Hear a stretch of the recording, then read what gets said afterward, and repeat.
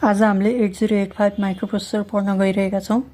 8085 माइक्रोप्रोसेसरको internal architecture हेर्दाखेरि सर्वप्रथम त हामीले यहाँबाट सुरु गर्नुपर्छ।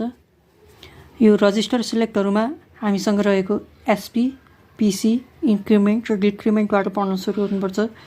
एसपी अर्थात् स्ट्याक पोइन्टरले हाम्रो कुनै पनि स्ट्याकमा भएको र्यान्डम डाटालाई पोइन्ट गर्ने काम गर्छ भने पीसीले यही पोइन्ट गरेको डाटालाई काउन्ट गर्ने काम गर्छ र यही काउन्ट भएको डाटालाई इन्क्रिमेन्ट अथवा डिक्रिमेन्ट गर्ने काम आइएनसी अथवा डिडिसीले गर्छ र यो काउन्ट भएको कुराहरू यसरी इन्टरनल डाटा बसबाट जान्छ।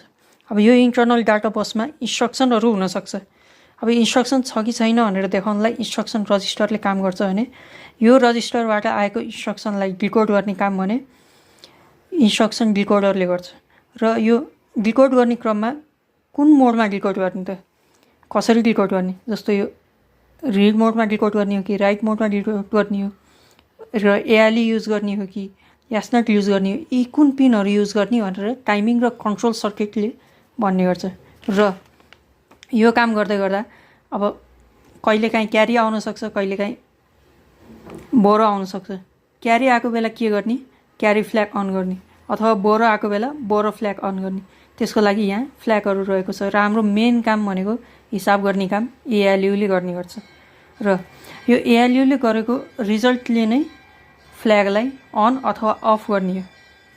हेर्नुहोस्, र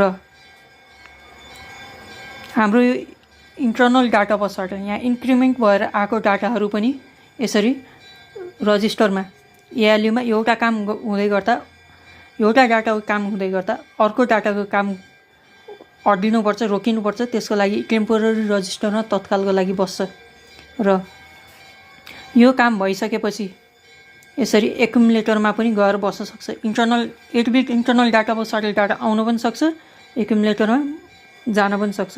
र यो माइक्रोप्रोसेसरको टोटल काम स्टप अथवा स्टार्ट गर्नको लागि हामीसँग इन्टरप्ट कन्ट्रोल रहेको छ, जसमा ट्र्याप, आरएसटी, आइएनटीआरहरू रहेका छन्।